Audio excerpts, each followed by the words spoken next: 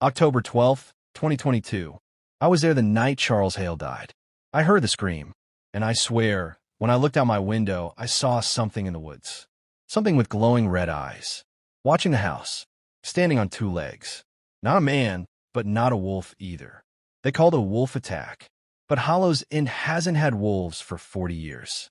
Charles Hale was a cruel man. Everyone in town knew it, but no one said anything. He drank like a broken pipe, lashed out at anyone who crossed him, and his wife, Miriam, walked with her eyes always down. When she smiled, it looked like it hurt her face. People talked, sure, but no one stepped in. Hollow's Inn wasn't that kind of town. Then one night, Miriam ran barefoot through the rain to the sheriff's office. She was soaked, shaking, her hands covered in blood. She said Charles was gone, ripped apart. The sheriff found what was left of Charles near the edge of Black Hollow Forest. His body was mangled, torn, bones chewed like sticks, skin peeled like fruit. Whatever did it wasn't human, and it didn't kill him quick. They buried what they could find in a closed casket. No one questioned it.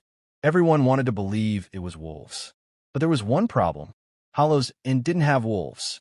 Hadn't for decades. 2 weeks later, Miriam Hale returned to church. She didn't wear black. She smiled, and she wasn't alone. A man started walking her home from town. Tall, silent, pale as bone, dressed in clean black clothes, even when the roads were muddy. And his eyes, God help me, his eyes weren't right. Red like old coals that hadn't died out. People asked who he was. Miriam only said, "He's a friend," but no one ever saw where he came from or where he went. That's when things started to change. Dogs barked and whined every night, but never near her house. Crows sat on her roof and didn't move for hours. A thick fog started rolling in every night around dusk, just around her cottage. And people began seeing things. Eyes in the trees, shadows that didn't match the branches, screams in the forest after dark. But Miriam just smiled. One Sunday, Pastor Whitmore tried to talk to her. He knocked on her door, Bible in hand. She opened it slowly and invited him inside. He was in there for less than 5 minutes before he came stumbling out, pale as milk, muttering prayers under his breath. He wouldn't say what he saw. He just stopped preaching after that. The man, if he was a man, never spoke. He never came into the store, never ordered anything at the diner, never nodded when people greeted him. He just walked with Miriam, always behind her, always close, like a shadow that didn't belong to her. Children stopped trick-or-treating near her cottage. Grown men stopped walking past it after dark. The mailman started leaving letters at the edge of her fence. And through it all, Miriam seemed lighter, almost joyful, like something heavy had been taken off her shoulders. Then Eli Branson went missing. 15 years old. Gone. Last seen walking home from school near Black Hollow Road. They organized a search party. Found his backpack near Miriam's property. Nothing else. Just claw marks on a tree trunk. Mrs. Branson went to confront her. She screamed in the street, called her a witch, threw a brick at her window. The next night, the Branson house caught fire. No one died, but everyone saw the same thing. Red eyes in the upstairs window, watching the flames. That's when the whispers started. Old stories, old names. The red-eyed widow. Some said she'd made a deal. Others said she hadn't. She'd been chosen. Marked. And the man with the red eyes wasn't her lover. He was her keeper. One night I saw them. I was walking home late from the mill. It was near midnight. The moon was full. As I passed by her fence, I saw Miriam standing in her garden. She wasn't alone. He was with her. Only he wasn't dressed in black. He wasn't dressed at all. He stood there tall, pale, and thin, but his shape was wrong. His spine was arched. His fingers were too long. His eyes, they burned like coals. And his mouth was full of teeth. He didn't look at me, but I felt him. I felt something cold crawl down my spine. I ran. I didn't sleep for 3 nights. And when I finally did, I dreamed of Charles Hale. But not like he was. Not alive. Not whole. He was broken, twisted, crawling through the woods with half his face gone, whispering through shattered teeth. She called him. People say Miriam still lives in that house. That the man still walks with her when the moon is full. That red eyes still watch from the trees. And people still go missing. But no one talks about it anymore. Not really. Not out loud. Because in Hollow's End, we know better. We know what happens when you ask too many questions. And we know Miriam smiles, because she doesn't have to be afraid anymore. I opened the door slowly, heart pounding. Nothing, just the wind. But then I saw them, bare footprints in the snow. Human, but larger than mine. They led away from the cottage, deep into the woods behind. My breath caught. I grabbed a lantern and followed. The footprints twisted through the forest like a winding trail of dread. The trees leaned in unnaturally close, like they were eavesdropping. The deeper I went, the colder it felt. More than just weather. It was something else. A wrongness in the air. A silence that wasn't natural. Then I saw it. A clearing ahead. In the middle stood an old hunting cabin, its roof nearly caved in, windows dark and empty. And on the door, scratches. Deep ones, as if claws had gouged it again and again. I should have turned back, but something was pulling me forward. Inside the cabin, the air was thick with decay. It smelled of old blood and rotted wood. There was a fireplace, cold and dead. Animal bones in the corner. And in the center, chained to the floor, was a man. No, not a man. He looked up, his eyes red, glowing, just like they had in the moonlight. His mouth twisted into a snarl. He yanked at the chain, growling low. It was Mark, or what was left of him. I gasped, stumbling backward. The chain rattled as he lunged forward, just inches from my face. "You shouldn't have come," he hissed. His voice was deeper now, broken, animalistic. "What happened to you?" I whispered. He grinned, baring sharp, yellowed teeth. "She did." Behind me, the door creaked. I turned. She stood there, wearing my scarf, her face hollowed by shadows, her eyes full of grief and hunger. The red-eyed widow. "You followed him," she said softly. "Good." She stepped inside, and I backed away toward the chained creature that had once been my fiancé. "You loved him," she said. "So did I. But love doesn't save you from the curse. Only feeds it." I ran. Branches whipped my face as I tore through the forest, the howls echoing behind me. Two now. One guttural and deep. One high and haunting. They were hunting together. And I was the prey. I didn't stop until I saw the lights of my cottage flickering through the trees. I slammed the door behind me, locked it, and shoved the dresser in front. Then silence, until a single knock echoed on the window pane. Slow, deliberate. I peeked through. No one. Then I heard it, scratching on the roof. A growl from the chimney. They weren't trying to get in through the door. They were already inside. The growl from the chimney deepened. My breath hitched, eyes darting toward the fireplace. I could hear something scraping inside it, something trying to descend. Then silence. For a few long seconds, I stood frozen. Then thump. Ash spilled out into the hearth. Something was coming down. I grabbed the fire poker and backed away slowly. Another thump. Then a clawed hand, pale and inhuman, slithered out of the chimney mouth. It groped blindly, fingers too long to belong to anything natural. Another hand followed. Then a head. It was Mark, or what was left of him. His face was twisted, cracked, and elongated like a skull stretched too far.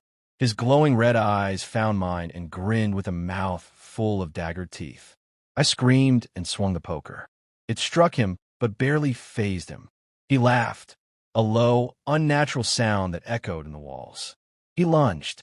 I ran. Bursting through the back door, I didn't even feel the snow under my bare feet. I ran into the woods, heart thundering like a war drum. Behind me, growls and snarls echoed. One voice became two. The red-eyed widow had joined the hunt. I don't know how long I ran. I don't remember how many times I tripped or how many tree limbs clawed at my face. But when I finally collapsed, it was at the edge of something strange, an old cemetery hidden in the forest. The gravestones were ancient, crooked, almost consumed by the roots of gnarled trees. At the center was a crypt, half sunken into the earth. Something about it felt safe, not inviting, but safe, like the evil chasing me wouldn't follow. I crawled toward it, dragging myself through the snow. I pulled open the rusted door and slipped inside. Darkness swallowed me whole. Inside, the air was thick with centuries of decay, but there was no sound, no growls, no footsteps, just me, alone. I collapsed against a stone wall and sobbed. That's when I saw the writing, carved into the crypt wall in Old Latin, and below it, scratched in English in shaky handwriting. The widow keeps what she loves, even after death. My blood turned to ice. Scratches lined the inside of the crypt. Claw marks. Deep. Dozens of them. This place wasn't safe. It was a cage. I turned to leave, but the door was already shut.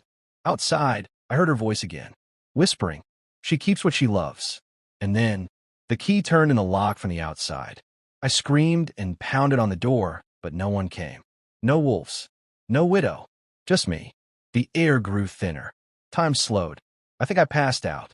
When I woke, it was light outside, dawn maybe. A crack in the crypt door let in a sliver of sun. I forced it open and stepped outside. No tracks in the snow. No sign of Mark. No sign of her. Had I imagined it? I limped back to the cottage. It was cold, but untouched. Fire out. Everything in its place. As if nothing had happened. Except for one thing. On the table was a ring. Mark's ring, covered in blood. And beside it, a photograph. It was faded, black and white. An old image of the cottage, years ago. Standing in front was a woman with long dark hair, wearing my scarf. Behind her, barely visible in the shadow of the trees, were two glowing red eyes. 3 weeks later, I haven't left the cottage. The townspeople avoid me now. They whisper when I pass. "She's the widow now," I once heard one of them say. They know. Mark's body was never found. But every full moon I hear it. The scratching on the chimney. The knock on glass. And her voice. She keeps what she loves. He stood before her, his silhouette no longer fully human. Tall, lean, bones crackling as fur erupted from his arms and neck. His eyes, glowing crimson, reflected the dim candlelight like coals from hell. His mouth split open wider than it should, revealing rows of jagged, canine teeth, still glistening from the blood of the deer he'd killed just hours earlier. Margaret's breath hitched her throat. Her legs screamed to run, but her heart, the foolish, grieving thing, still hoped he might speak, might explain, might not be what her soul now screamed he was. "Edward, what are you?" she whispered, backing against the stone wall of the cellar. He took a slow step forward. His voice rumbled like gravel, soaked in rage. "You already know." She grabbed the iron poker from the hearth behind her. Its tip glowed, faintly red from the fire. "You killed Thomas, didn't you?" Edward tilted his head. He wouldn't stop digging, asking questions, snooping through my things. I warned him. His voice was eerily calm, like he was discussing bad weather. "You tore him apart," she said. Her hand trembled on the poker. "Like an animal." "I'm an animal," he growled. "And so are you, Margaret." She froze. "What?" He stepped closer. "Do you think it was chance that I found you? That I was drawn to you? Just days after your husband died?" She shook her head. "No. You were marked the moment you took the ring," he said. "That's how the curse passes." Blood and grief. They opened the door. Margaret looked down at her hand. The ring. Thomas's wedding band she'd kept on a chain around her neck. It burned against her skin. "No," she said, backing away. "I'm not like you. I won't become that." But her fingers had already begun to twitch. Her nails had grown longer, sharpening into claws without her noticing. In her vision, she could see through the dark. Every crack in the stones, every flicker of the candle's flame. "What's happening to me?" she gasped. Edward smiled, lips parting over monstrous teeth. "The widow's curse. You're mine now," she screamed, and lunged. The fire poker met his chest with a sizzle of burning flesh. He roared and swiped at her, catching her shoulder, tearing through skin and fabric. She hit the floor hard, scrambled to her feet, and ran, not up the stairs, but into the woodshed behind the cellar. She barred the door behind her, panting, clutching her bleeding shoulder. Outside, the wind howled like a choir of the damned. Footsteps, heavy clawed, circled the shed. "You can't fight what's inside you," he called from the darkness. "You'll come back. You'll need to." Margaret looked down at her hands. They were twitching again, her nails longer. Her breath came out in huffs, steam curling in the cold air. And she knew he was right. A scream tore from her throat, not of fear, but rage. She would not become a monster. Not like him. She turned, pulled open the trapdoor to the cellar, and reached into the firewood pile. Her father's old axe. Heavy, iron-forged. The one she'd used years ago to kill a wild boar in the winter. If the curse needed a widow, she'd be one last time. She kicked open the shed door. Edward stood there, full wolf now, taller than a man, fur like midnight, eyes like blood. They charged. The clash was fury and fire and snarls and screams. Claw against steel. Curse against will. And when it was over, the sun rose on a bloody clearing. The wolf lay still, and beside him, on her knees, covered in wounds and breathless with exhaustion, was Margaret. The axe lay at her side. Her eyes, once green, now shimmered faintly red. The ring had fallen from her neck. She picked it up, stared at it, and walked into the woods. 1 month later, a stranger arrived in the village. Young, wounded, handsome. Margaret found him on the roadside. She smiled as she took him in. "You're safe now," she said softly, guiding him into her home. And somewhere in the attic, under a cloth, lay the axe. Still stained, still waiting. Because the red-eyed widow had been born, and she was hungry.